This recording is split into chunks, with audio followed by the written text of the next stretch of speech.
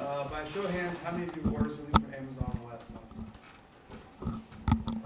Okay, so chances are, most of you have had your orders shipped by robots themselves.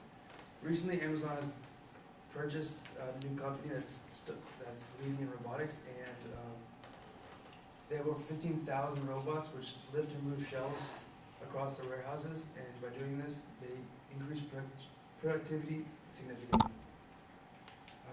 Robotics is becoming more and more prevalent in everybody's lives, and as an engineer, I think it's a very important field of study. I'm currently taking an intro robotics class taught by a world leader in both automation and robotics, and I'm also taking a manufacturing class in which we learn about the impacts that robotics have in manufacturing. In order to get a grasp on the importance of these machines and the impact they have on our lives, I think it's important that we all learn about what exactly a robot is, its uses, both current and potential uses in the future, as well as both the drawbacks and benefits that these machines have. So firstly, what a robot is. I think most of us, when we hear the word robot, imagine some sort of humanoid sci-fi creature like in the movie iRobot or Bicentennial Man. But according to Merriam-Webster, there are two definitions. A real or imaginary machine that is controlled by a computer and is often made to look like a human or animal. Or secondly, a machine that can do the work of a person and that works automatically or is controlled by a computer. The latter definition is much more important as is being used today in manufacturing and many other services. So because this definition is so pervasive, it has a lot of different uses that people use today. Like I said, most importantly is manufacturing. They do a lot of dangerous jobs that cause a lot of injuries to humans every year, such as heavy lifting, welding, injection molding, as well as making the molds themselves.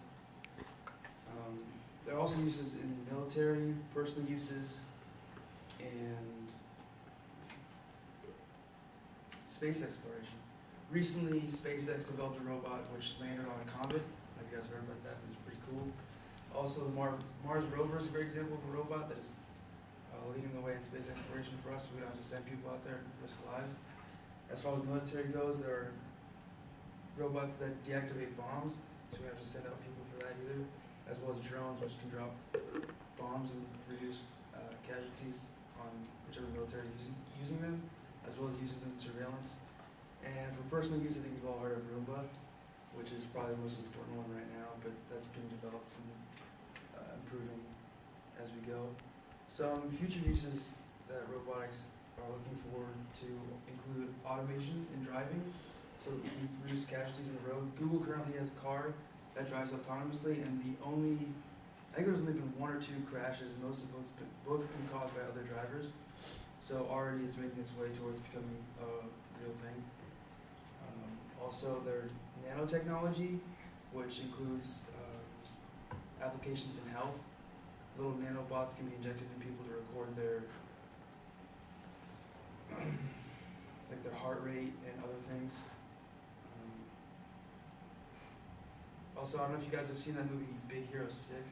There's that inflatable robot that's actually based on there's a robotics professor at Carnegie Mellon University who's developing robots that take care of people, and they have an inflatable shell to reduce injury when interacting with humans.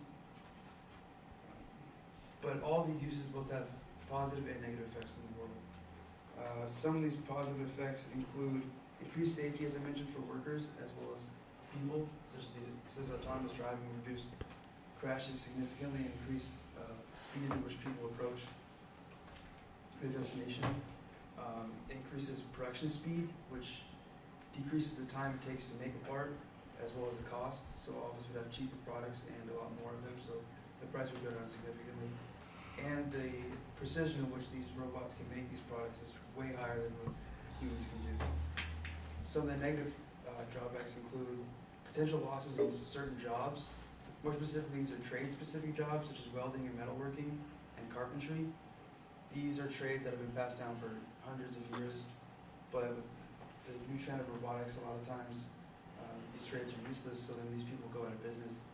But it's not to say that they completely erase job markets. They also increase jobs that involve people working alongside robots, as well as manufacturing robots themselves, and designing, and all the creative jobs that people have right now. Robots can't do creative things, so that's something that they'll never be able to take over. And yeah, these are just a few effects that the robots have on society. There are hundreds of more, but I don't have time for all of them. So in conclusion, I think it's important that we define what a robot is, learn their uses, as well as the effects that they have on the world today. So most of us have had personal use with a robot, whether it's our cars that have been manufactured or our cell phones or other parts that have been developed by robots. And so robots aren't to the point where they're taking over the job market or the world for that matter, but they are definitely becoming more and more important and we need to be aware of